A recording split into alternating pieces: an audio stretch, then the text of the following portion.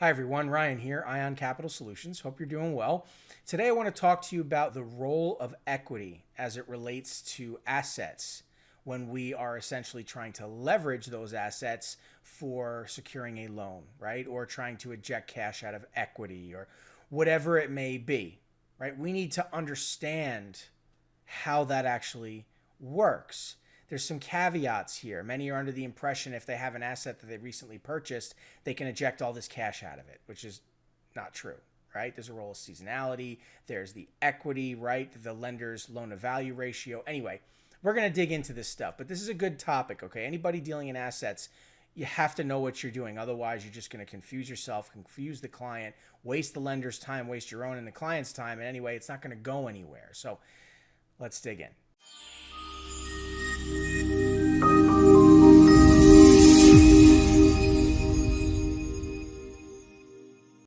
Okay, so leveraging equity, okay? Please understand when somebody purchases an asset, right, and the bank comes up with the majority of the money, that person doesn't own the asset. The majority is really owned by the bank, right? And technically, the bank owns it outright until we pay it off. The equity we have in that asset is depending upon the amount of money that we've paid the bank, the lender, whoever it is, right? So when we consider cashing out, right, when we consider trying to place a lien, we can't put it on the overall value of the property. Okay, again, to make clear, it can only be based on the amount of equity. Okay, and it's also important to understand that even if we own it outright, it doesn't necessarily mean that the full value of that property is available in the form of a cash out refi or even a lien. So let's look over some scenarios, some information here, okay?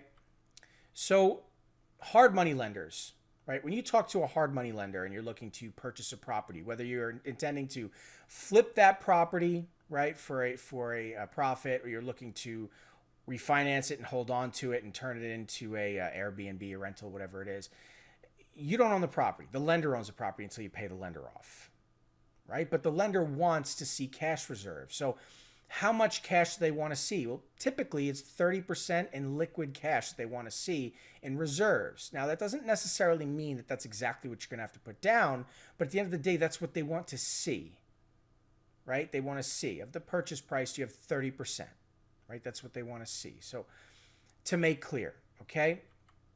And when it comes to refinancing options, right, specifically cash out, understand that even a property you have significant equity in or full equity in, you own outright, they're only going to be providing roughly 65 to 75% LTV, loan to value ratio, of what they'll be willing to allow in you ejecting cash out, or even placing a lien on the property for in that amount, right? So if it's, 100,000, right, they would only allow 65,000 or up to 75,000, right? That you could eject cash out, or you could, borrow that amount and place a lien against the property, whatever it is, to make clear, right, or the asset, whatever it is. Please also understand that any investor who recently purchased a property and rehabbed it or whatever it is, there needs to be seasoning there before they can refinance and hold on to it for a long-term mortgage, right? There needs to be at least 4 to 6 months seasoning, and that's just for residential deals, and it can be longer for commercial deals and whatever else, and there's nuance here, and it depends on the type of deal, but you have to understand the role of seasoning. They can't immediately refinance it. They also can't immediately eject cash out of it because they don't own it, because they have to pay off the lender, right? So these things need to be understood, and you're going to have clients that come to you with these questions, and you can't just say, yep, we can do that. Send me your docs. I'm going to forward to the lender. It's just a waste of your time and everybody's time. How many phone calls did you have on the phone with that client discussing this topic? That's the problem. This is the problem many brokers run into because they don't take time to understand these things and follow the correct procedure. So if you don't want these things to happen to you, know your stuff, right? Anyway, let's talk about securing a loan, right? When securing a loan, that role of equity is still there, right? If you want to purchase, you want to say to the lender, I need $100,000 for a cash injection to my business, right? That's what the borrower wants. The lender is only going to allow them to secure the loan against a certain amount of equity they have in that asset. But it's not that simple. It comes down to what kind of asset we're talking about. Is it real estate? Is it equipment? And is it vehicles? And if it's vehicles, what's the year, the make, and the model? Is there a market of sale of that asset in the case of default? If the client doesn't pay back, the lender is going to claim that asset and then sell that asset to get their money back. Does the lender even know how to do that? Is there a market for that asset? Is there value in that asset? There's going to be a role of appraisal, right? Whatever it may be for them to determine whether or not it's worth their time, right?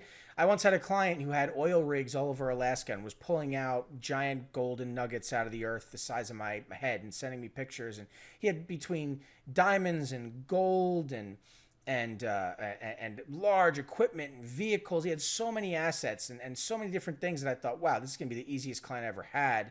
He wanted, I forget, it was in the millions, whatever it may be.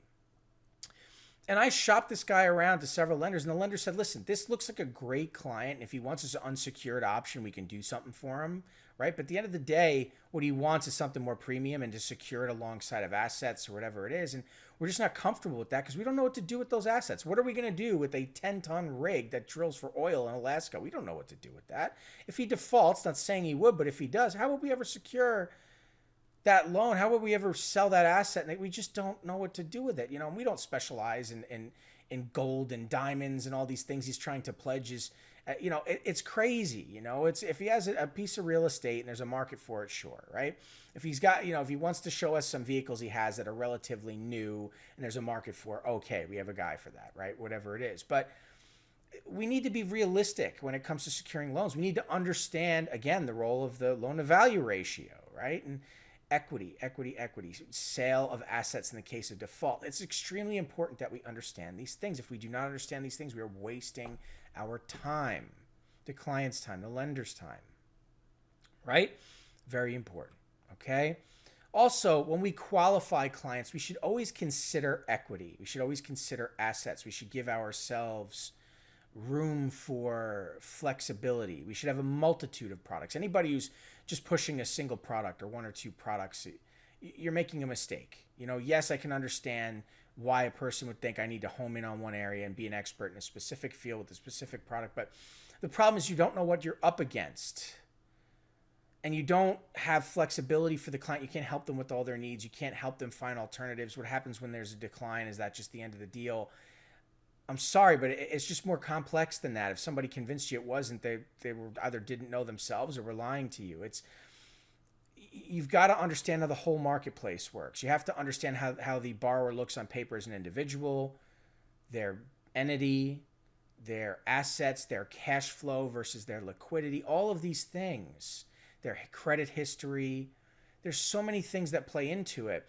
And there's a lot of different directions they can go. If you're a cash advance specialist trying to push a cash advance at a construction group that can leverage an asset and eject cash out of equity at a single-digit interest rate, why would they ever take your cash advance? No wonder they're not calling you back.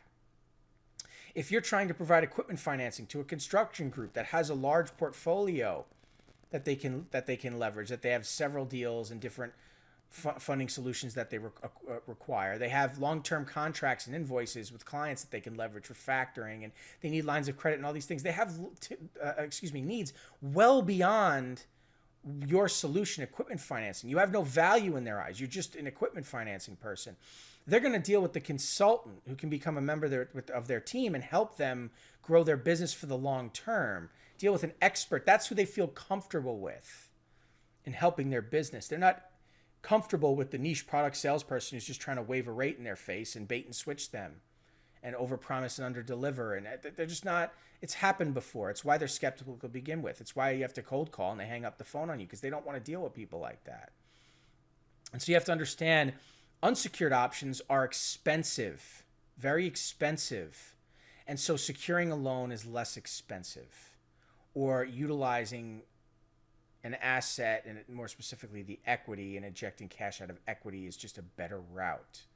So ask yourself, do you have this kind of capability? Do you even understand how this stuff works? If you don't, you should get into it because it's going to change the game for you, okay? Just use an asset list. Okay, it's very easy. This is very easy. I used to use this for a long time, right? They would just throw it at people. Hey, you have some assets, just fill it out, send it back to me. Really easy and simple. You can copy this, create it very easily for yourself. It's not anything out of control. Very easy to do, right? You can even record this information verbally over the phone with a client and write it down. Keep a stack of them on your desk. Very straightforward, easy thing to do. Okay. Always ask the client about their assets. Don't just focus on one product. Don't just focus on one area. Get the client, the entity, their cash flow, their liquidity, their assets on the table in front of you. Have a solid lineup of products. Understand what you can do for your clients. Become the expert. It'll set you apart, because the reality is you have to know your stuff. Okay? You have to know your stuff. If you want to be successful in this business, you have to know what you're doing. It's going to make all the difference. And those that want, quick results, something that's easy, you're not going to get what you want. You've got to become an expert. You've got to dig in. You've got to learn this stuff. I'm no rocket scientist. Those that came before me in this industry were no rocket scientists. Okay, at the end of the day, it's just experience, just putting in time, putting in work. And through accruing knowledge through experience is what it takes to become that expert, right? So that's what it takes. If you want to find success, you have to know this stuff. You have to know your stuff, right? Anyway, that's going to do it for this video. Thanks so much for your time. Good luck on your deals. I'll catch you in the next video.